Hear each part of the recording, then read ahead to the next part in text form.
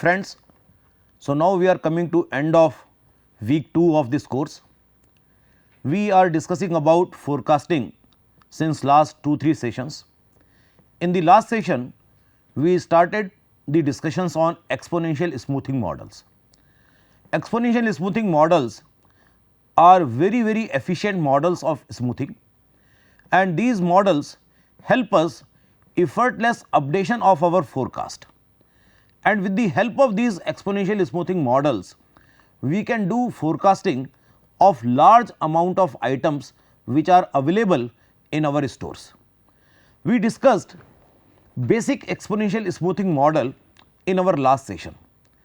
The concept of basic exponential smoothing model will now be extended to those models where trend, seasonality, other kind of characteristics are also available in our historical data. And with the help of that, now we will be able to use this exponential smoothing models for more generalized kind of forecasting activities. So, the original model or the basic exponential smoothing model which we discussed in our previous class, it was having only one component, that was the base component, and we said that the fluctuations are around this base value, and we wanted to smoothen those fluctuations so that my actual demand data, actual demand curve is coinciding with that dotted line. But we all know that our historical data may have different types of pattern. So, how to use exponential smoothing models for those types of data, that was done by Winters and Pezzels over the period of those 10 years from 1960s to 1970. They developed different types of forecasting models which were based on exponential smoothing, and these models were incorporated the fact of trend as well as the fact of seasonality.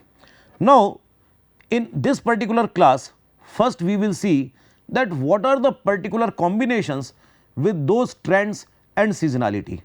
So, for that purpose, first we will see what are the different types of trend and what are the different types of seasonality which are there, and then we will see the combinations of trend and seasonality also. Now, demand data, historical demand data can have no trend, or it can have a linear trend, or it can have a ratio trend.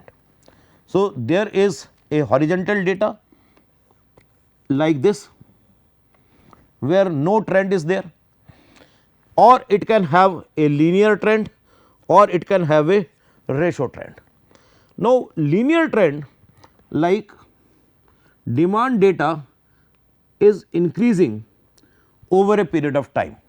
Linear trend is also known as additive trend. It is known as additive trend. The meaning is that demand is changing over a period of time by some number of units. For an example, I can say that demand is changing over a period by 10 units, that from one period to another period there is an increment of 10 units in the demand. In January, demand is 100 units, in February it becomes 110, in March it becomes 120, then it becomes 130. So, if this type of increase is there, if this type of trend is there, it is additive trend, that demand is increasing by a fixed number or more or less a fixed number. It is not a fixed number exactly, actually the demand will vary like 100 to 109 to 122, then 132, something like that. So, this is actually the variation of demand. On the other side, there is a different type of trend also, which is known as ratio trend. The ratio trend is defined by the percentage of demand by which demand is changing. Now, here the data is like this. Demand is changing from one period to other period in terms of some percentage. Demand is 100 here, then demand is increased by 10%, it becomes 110. It is increasing by 10%, it becomes 121. So, like that over a period of time demand is changing by some percentage. So, this is known as ratio trend, or it is also known as multiplicative trend, where you have a multiplying factor. You have a multiplying factor. So, here the multiplying factor is 0.1. Every period demand is increasing by 10%. So, the increment is of 0.1 factor, and you multiply the demand of 100 with 1.1, you get 110. You multiply it again by 1.1, you get 121. So, that is a multiplying factor. So, you can also say that the ratio trend shows you a compounding effect on the absolute value of the demand. Demand has a compounding effect because of this multiplying activities. So, that is the different type of trend which may be there in your historical data. Similarly, seasonality is also there. Either your data has no seasonality, it can have additive seasonality, or it can have ratio seasonality. As we discussed about trend, 3 characteristics of seasonality are also possible. Now, when there is no seasonality, so data is like horizontal. There is no seasonality, so it is like a horizontal demand data. But when there is additive seasonality, it means that demand increases to a particular number of units above the average number. So, like this is the average values. Now, the period of seasonality comes, and during that period of seasonality demand increases to a high number. Then again period of seasonality comes, demand increases to a high number. So, that is the meaning of seasonality, that whenever seasonality comes, demand increases by 100 units.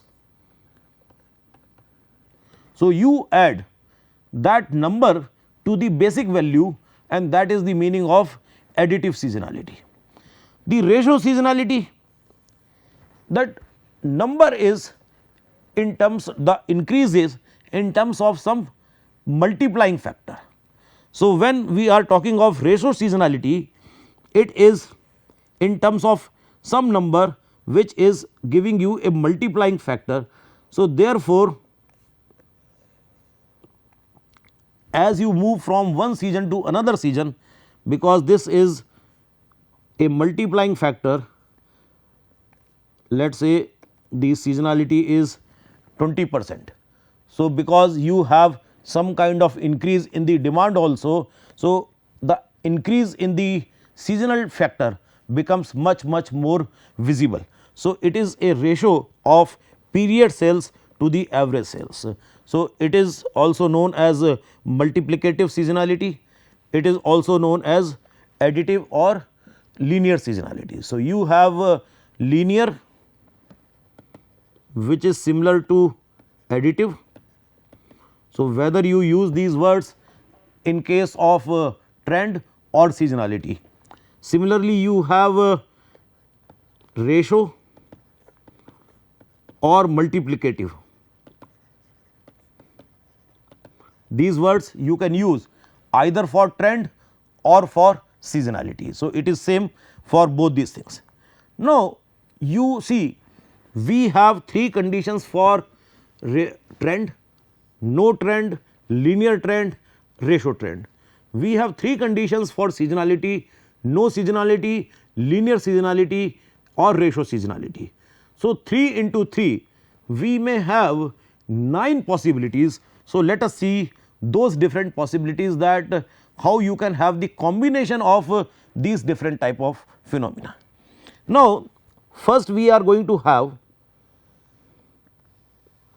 a curve where there is no seasonality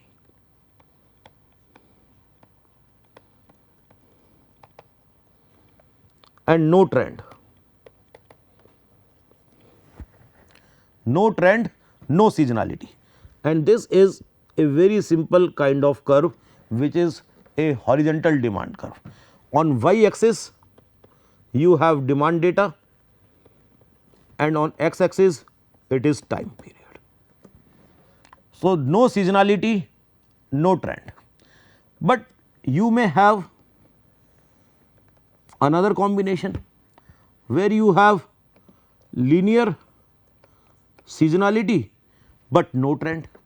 When you have linear seasonality and no trend, in that case what is going to happen, that your demand data is going to behave like that, where you will have this kind of average or low demand during the period of non-seasonality. Whenever the period of seasonality comes, the demand increases to a high value. So, this is the period of seasonality, where only because of seasonality demand increases to a high value, otherwise it remains at a low level. And then you have a third type of characteristic also, no trend and ratio seasonality, where there is no trend and ratio seasonality. So, there is no trend. So, this is the base data, and here my seasonality factor is like this. From period to period, my demand will increase in the terms of ratio what I am going to have from base value to this peak value. So, these are the three types of curves which are possible when there is no trend, but it will become more interesting when you have linear trend. And first case is no seasonality.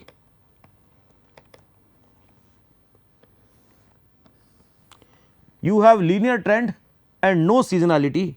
So, in this case you have this type of demand data.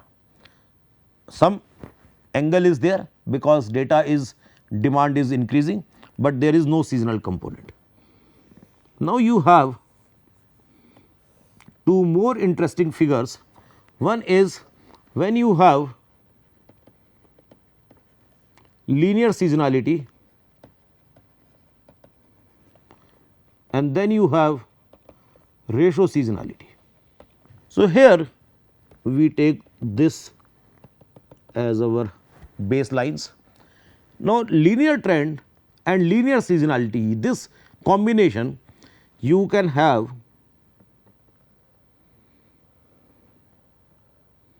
like this, and similarly you can have a combination of ratio trend, ratio seasonality and linear trend. So, these are the combinations where demand data is increasing naturally, and on the top of that we have a seasonal factor also. So, these are more complicated historical data cases. And now, you can have third top possibility where you have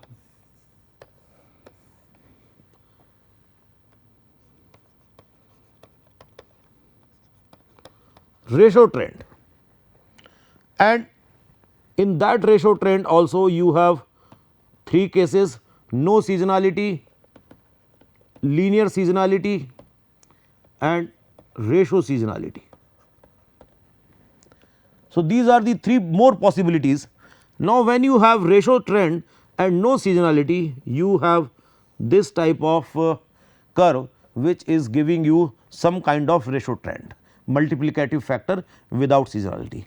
When you want to have linear seasonality on the top of ratio trend, we draw this type of dotted lines, because we are doing all these things manually. So, maybe our curves are not very accurate, but it will give you a feel that how demand data is going to change in these cases. So, you have linear trend and top of that you have this kind of linear seasonality. You have linear trend, ratio trend, and on the top of that you have this type of ratio seasonality. So, if you give some kind of numbering, let us give this figure where ratio trend and linear seasonality, the figure number 9, this is figure number 8, this is 9, this is 7. Then in the previous these are 4, 5, 6, and in the previous it is 1, 2 and 3. So, we have in all these 9 different types of models and we can develop our extrapolative or exponential smoothing models for all these 9 types of models. It is quite possible that all these 9 models we can very easily develop. We have already discussed in our previous session the basic exponential smoothing model,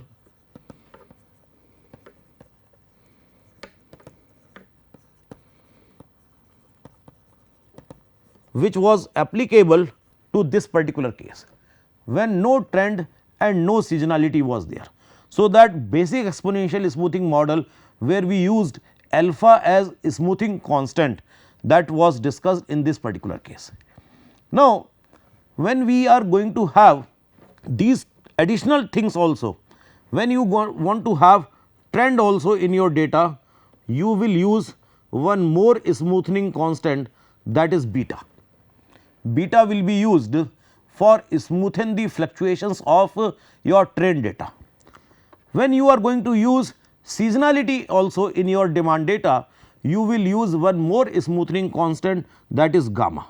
So, we have in a very general situation 3 types of smoothing constants, alpha, beta and gamma. Values of alpha, beta, gamma varies from 0 to 1, because all 3 are smoothing constants. In a basic exponential smoothing model, we use only alpha. When trend is also present, you have to use alpha and beta. When only seasonality is present, you have to use alpha and gamma, and when trend and seasonality both are present, you have to use all 3 smoothing constants alpha, beta, gamma. So, you have possibility of using either alpha alone, you can use alpha and beta, you can use alpha and gamma, and you can use alpha, beta, gamma all together. So, depending upon what type of demand data you have, these are the possibilities of using my smoothing constant. When I am using smoothing constants, it is possible, means there is no hard and fast rule, it is possible that the values of all smoothing constants are same or it may be different also. So, depending upon situation to situation, you can have alpha, beta both 0.2, 0.2, or for alpha it can be 0.2, for beta it can be 0.1. In alpha, beta, gamma, one value of alpha is 0.3, beta's value can be 0.2 and gamma's value can be 0.1, and it is also possible that we have 0.1, 0.1, 0.1 as the values of alpha, beta, gamma. So, you have no restriction on the combination of alpha, beta, gamma's value. The only limitation is the boundary condition, the values will vary between 0 to 1. Now, if you remember the basic exponential smoothing model we discussed already in our previous session. So, the equation which we developed is of this type. ST, that is the updated base, ST is the updated base or the new base,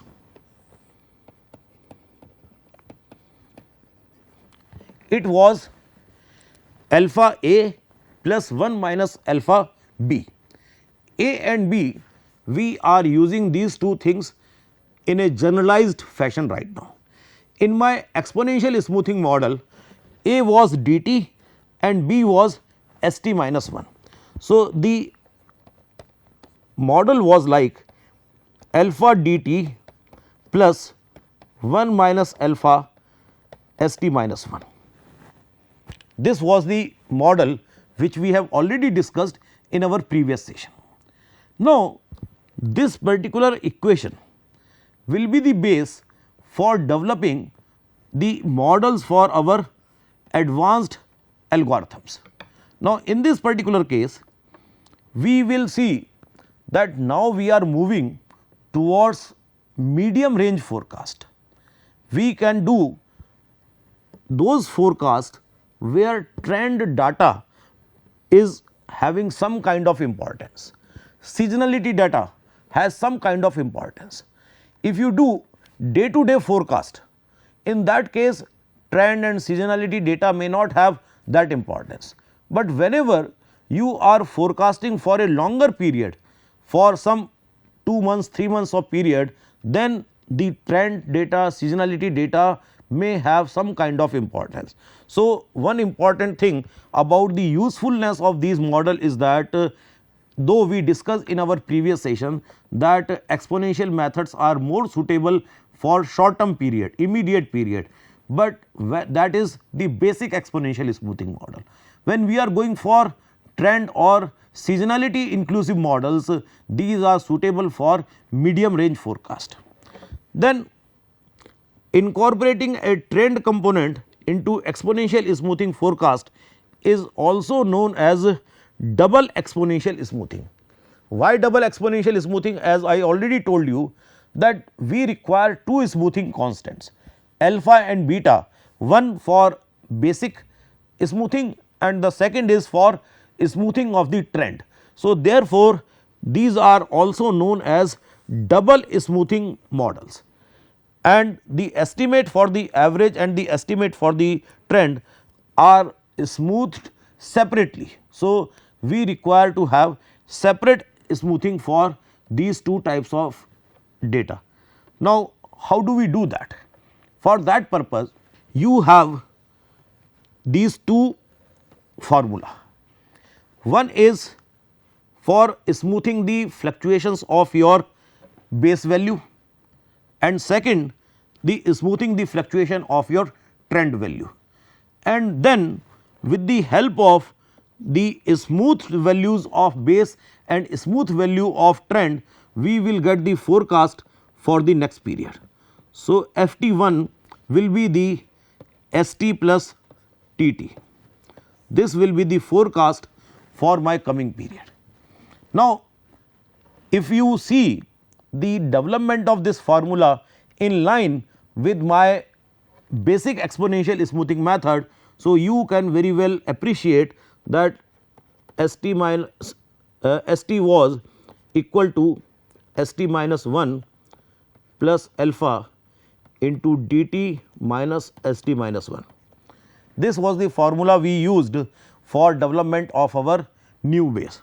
So, same is here, we are using different conventions in different slides. The very purpose is that if you are following different types of books, so different books may give you different conventions. So, you are not going to stick with a particular convention, you should be able to apply the convention of book with actual understanding of the concept. So, conceptual clarity is more important rather following a particular convention of writing those equations. So, here I am using this word FT, that FT is the forecast of the period, current period, and AT is the actual demand of the current period. So, this is the formula of this, it is actually FTT is nothing but ST minus 1. So, just to familiarize you with the convention, and this AT is nothing but DT. So, you can now compare this formula and this formula, these are same. So, we have done the smoothing of average or the base value. The second is, now we also need to smooth the fluctuations of trend. Why I am saying the fluctuations of the trend? Demand was 10 in the first period, it increased to 13 in the second period, it increased to 18 in the third period, then it increased to 19, it increased to 22, 23 and like that way. So, here demand increased by 3 units, here demand increased by 5 units, here demand increased by 1 unit, here demand increased by 3 units, here demand increased by 1 unit. So, this is the trend value that first period to second period demand increased by 3 units, then by 5 units, then by 1 unit, then by 3 units and then by 1 unit. But these values are also not constant. There is a fluctuation in this trend value also. So, if there would have been a situation like 10, 12, 14, 16, 18, 20, in each period demand is increasing by exactly 2 units, then I say that there is no fluctuation in the trend data, and in that case there is no need of this second part of this process, because there is no fluctuation in the trend data. So, what to smooth? But here we see the trend data has fluctuations, it is 3, 5, 1, 3, 1. So, I need to smooth the fluctuations of this trend data also. Increment from one period to another period is not constant. So, that is the second part of this process. TT, that is the current value or the updated trend, this is updated trend and this is the trend in the previous period. Now, this beta is the smoothing constant for the trend, beta into FTT, that is ST minus 1 minus FT minus 1, this is ST minus 1 and this is ST minus 2. So, you understand this is giving you this particular value or this particular data is giving you the value of trend. This is the value of trend available right now, and with the help of this value of trend you are going to update the current trend. And when you have ST and TT, updated ST and updated TT, you will sum them and that will give you the forecast for the next period. Now, when we have data for let us say 6 period and 1, 2, 3, 4, 5, 6, I want to do forecast for the 7th period. So, what I am going to do for 7th period forecast, I will do the calculation which involves getting the updated value of base for the 6th period and getting the updated value of trend for the 6th period. So, T6 plus S6 will give me the F7, but sometime it is also possible that with this data you want to forecast for 9th period. You want to forecast for the 9th period with the help of data available up to 6th period. So, in that case we assume that trend is going to remain constant. We assume trend is going to remain constant, and here because we are here in the 6th period, 9th period is 3 period ahead. So, you say it will be a consideration of 3 period ahead and the current trend is considered to be constant. So, it will be written as 3T. So, if I want to write that I want to forecast for m period ahead, if I want to forecast for m period ahead, it will be ST plus m into T. That will be the equation which will be used. Though I also like to warn you that the quality of forecast will not be very accurate with this type of long forecastings. You will have the best forecasting for the next period. So, the best results will be available for this, but in case you require some forecasting in this particular type of situation, we can use this equation also FTM, where with the current base and current trend you can forecast for m period ahead, and F9, F10, F11 etc. can also be determined in the similar fashion. So, with this we come to end of this session. In our next session we will handle some numerical examples to actually demonstrate that how do we do all these calculations and how do we play with the historical data, because this is one example where we are considering only this linear trend. Similarly, you can also consider ratio trend, and then we also need to see how to handle the seasonality in our historical data. So, in next session we will do many numerical examples which will help you better understand the concepts which we have just discussed about using trend data in our exponential smoothing models. Thank you very much.